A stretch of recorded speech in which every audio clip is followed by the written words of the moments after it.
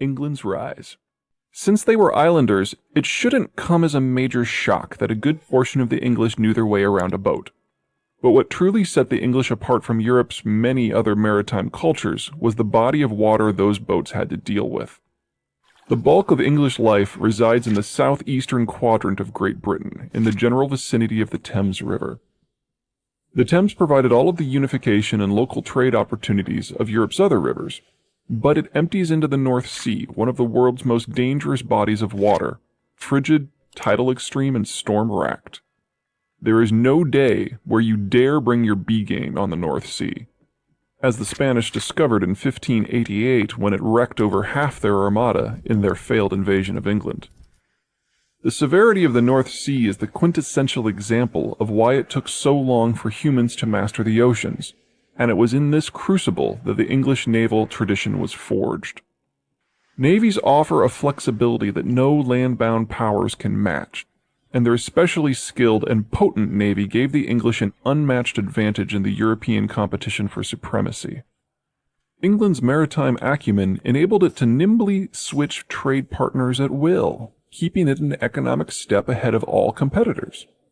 Its navy let it land forces at the times and places of its choosing, keeping it a military step ahead of all competitors. And its ability to easily relocate military and economic pressure made it the ally of choice for any European power that it was not currently in conflict with. And that was before the English learned the Iberian secrets of deep-water navigation. With deep-water technologies, England leveraged its superior maritime acumen onto the global stage. Bit by bit, the better-skilled English navy reached out across the world and seized control of the Iberian trade network. Between 1600 and 1800, South Asia and the Far East were removed forcibly from the Portuguese sphere of influence. English colonies steadily supplanted their competitors at key locations in Gambia, Nigeria, South Africa, Diego Garcia, India, Singapore, and Hong Kong, relegating the time of Portuguese greatness to history. The faster and more maneuverable vessels of the English allowed them to raid deep into the Caribbean while denying the Spanish treasure fleets the safety of the open seas, leaving the Spanish with no choice but to put their coastal colonies on security lockdown and to assign naval assets to protect convoys. It quickly became obvious that the only locations the Spanish would be able to derive long-term income from were those that they had directly colonized with populations sufficient to resist English attacks. In response, the English founded a series of their own colonies in the New World to start the ball rolling on a demographic overthrow of Spanish power in the Western Hemisphere.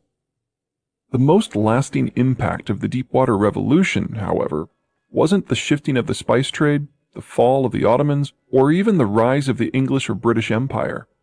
It was the transformation of the ocean from a death sentence to a sort of giant river. Deepwater navigation cracked the world open, launching the Age of Discovery, which in turn condensed the world both culturally and economically. Ships capable of making round-the-world voyages made every significant culture aware of the others. Those ships' cargo capacity enabled every previously sequestered river valley to trade with all of the others. Interaction, whether peaceful or hostile, trade or war, was no longer local, but global. It was an age custom-built for a culture as maritime-oriented as the English, and they crafted an empire greater in reach or wealth than any that preceded them. They emerged as the dominant global power, able to impose economic and military realities on cultures as varied as Northern Europe, Southern China, the Indian subcontinent, and throughout the Arab world. Just as the Ottomans had done before them, the English seemed likely to extend their mastery of the seas and globe-spanning empire into something permanent. But they failed too. Just as with sedentary agriculture and deep-water navigation, a new suite of technologies changed the rules of how the world worked. Ironically, the technologies that ended English dominance were homegrown. As an island nation, the English didn't have need for as potent an army as the mainland empires, so the crown of England was not as absolute as the Iberian monarchies. There were many interests, political, economic, and even military, that coexisted with the government. When the time came for the English to start challenging the Iberian imperial systems, state assets alone were insufficient to the task. The crown had to mobilize not just its own forces, but the forces of its various aristocrats and businessmen as well.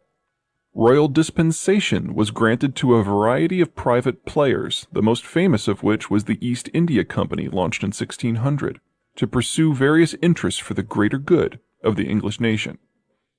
When the profits from English successes started flooding home, they didn't just go to the royal coffers, but also found their way into the pockets of any number of stakeholders, and each used the newfound financial resources in his own way. Unlike the Iberian monarchs, the English businessmen saw more in the wider world than just spices and precious metals. They also saw bottomless markets. The English system, therefore, didn't seek just simple plunder, but also to develop a global trade system with England at the center. Unlike deep-water navigation, which developed in response to the economic need, industrialization was an outgrowth of opportunity. The diverse interests of the English system, the sudden and continuous onrush of wealth that came from the expanding empire, and the still-building shift from superstition and tradition to reasoning and scientific inquiry that began with the Renaissance, led to a new sort of technological revolution, an industrial revolution. You may have noticed that in the financial markets, the United Kingdom is having a really tough week. The proximate issue is that the new government under Liz Truss released a short-term budget that the markets really did not like, and everyone seems to be piling on and punishing Britain in any way they possibly can. The pound has dropped precipitously, and it's entirely possible that it's going to be at parity with the US dollar in the not-too-distant future. And by not-too-distant future, I mean possibly days. This is all wrapped up in some of the historical legacy stuff that the Brits are dealing with and failing to deal with. So, compared to New York. So, New York is a financial hub because it was within the United States system. The U.S. is the largest economy in the world, and going back to the 1940s, the U.S. dollar became the global currency. And since New York was already the primary financial center for the United States, it then became the primary financial center for the world. To a degree, this is how things started in England as well. They were at the heart of a global empire, a trading empire. But the real issue was that when the Industrial Revolution happened, it happened in Britain first. So for 150 years, the Brits literally brought guns to knife fights the world over and built the greatest empire in human history, which was also a trading empire. And London was the nerve center of all of that, so it was a global financial hub. But the empire collapsed over the course of the world wars. And at the end of World War II, the US dollar took over. So the 50s and the 60s were a really rough time to be in London because everything just kept getting downsized and downsized and downsized. But then in 1973, the United Kingdom joined the EU. And since it was still the largest financial center of all of the European countries, it became the de facto financial center for all of Europe. And it was almost like the Brits got a second empire until they left with Brexit 5 years ago.